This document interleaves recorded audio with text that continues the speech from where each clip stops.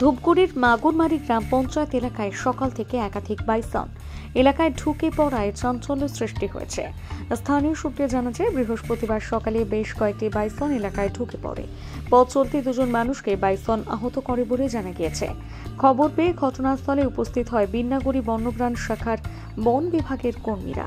দীর্ঘক্ষণের চেষ্টার পর অবশেষে দুটো বাইসনকে জঙ্গলের দিকে পাঠাতে সক্ষম হয় বন বিভাগ। পাশাপাশি অপর একটি বাইসনকে কাবু করে নিয়ে যায় বিন্নাগুড়ির বন্যপ্রাণ শাখার বন কর্মীরা।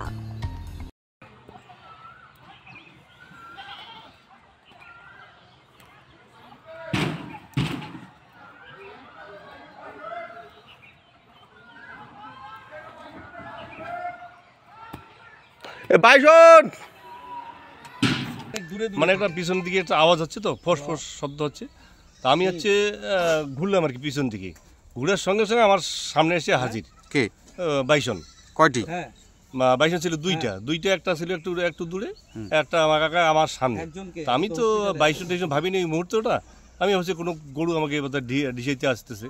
তখন আমি কিন্তু মাথায় একটা ডাং দিলাম আর কি, আমার হাতে একটা লাঠি ছিল, লাঠি দিয়ে ডাং দিলাম। ডাং দেওয়ার পরে কিন্তু আর ও তো দাঁড়ায় নাই, ও আমাকে আমার গা মানে ঘেঁষে চলে গেল সাইড দিয়ে। এখন কোথায় আছে? এখন আমার এই পাশে আমার যে লেবু বাগান আছে, লেবু বাগানে একটা ঢুকলো আর কি।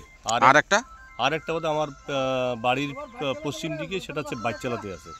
বললাম, এই ঘটনায় কয়জন আহত হয়েছে এখনো পর্যন্ত? যেটা আমি শুনলাম হচ্ছে বাইচালায় একজন আহত, আর একজন হচ্ছে আমাদের হচ্ছে মাগুরবাড়ি যে জুনিয়র বেসিক স্কুলের পিছনে একজন আহত। এই দুইজন।